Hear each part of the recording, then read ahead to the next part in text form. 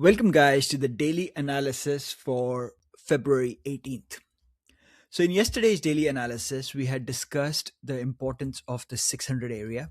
Obviously, on the weekly and the monthly charts, not much has changed, all right? The context stays the same that we have discussed in the weekly watch list a bunch of times. So, we'll go to smaller time frames and just focus on the intraday action.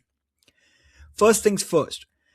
Yesterday, obviously, everybody was bearish, especially with the gap down and then just the action in the first hour. In yesterday's daily analysis, we had clearly mentioned the importance of the 600 area and how below the 600, our bias will be bearish for 597 and 594. Above 600, we are in neutral territory. So right off the bat, you guys can see first thing in the morning, we bounced for this gap to close this gap. And then we saw a strong reaction that closed us right below 600. So this is where I took my short live and we rode it to 597 followed by 594 area. Once we got to 594 area, that's where it was going to be a major test for the sellers. Obviously, there's a lot of bearishness in the market, and yeah, until these levels break, that bearishness can't materialize. So at some point, the bears can give up. That is a potential. But when we were getting this bearishness, the first hourly candle, what we had was Apple at the same time was showing a strong candle. You guys can see the first hourly candle that closed above the 9MA. So this is counter to the kind of weakness that we saw on Thursday and Friday, where Apple was the one just dying off of no news. Apple yesterday was not following along. And I had said in the group how it was funny. As I said, Apple doesn't fall far from the tree. Without the guidance of Apple, it will be hard for the sellers to break things down. So that's exactly what happened around 594 area. We were also around 677 area on SPY at the same time, and we saw a strong reversal. Some of the guys in the group got the scalp.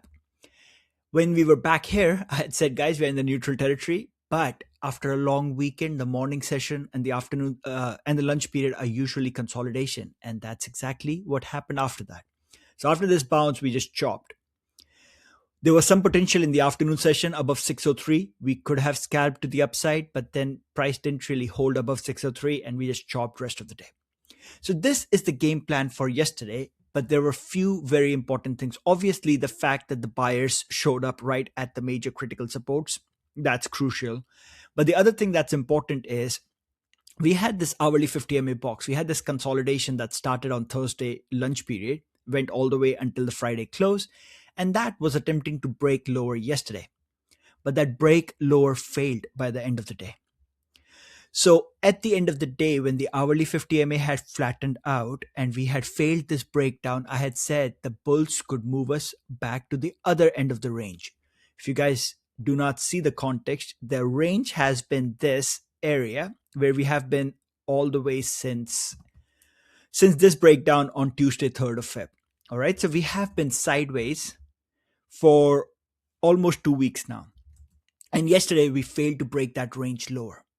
So when this hourly 50MA had flattened out towards the end of the session yesterday, I had said that this failed breakdown, right, of this consolidation, combined with the fact that we are in the range and the bears could not take us lower. You guys can see QQQ didn't even make new lows. SPY did. That's another form of divergence, right? Because SPY has been the leading index recently, but QQQ is starting to regain strength. So the fact that QQQ did not even make new lows, right? The lows were 593.34 here, and they were 593 on 5th of Feb. The fact that 50 HMA had flattened out, the fact that we had a failed breakdown. I had mentioned towards the close yesterday that the bulls could lead a charge to the other end of the range, and now that is a possibility. So I hope this context is clear on how we navigated the weakness of yesterday morning, called out this chop, and now expecting a reversal. If you have any questions about this, you can always ask me in the group or on Substack Live. So that's the situation right now. Let's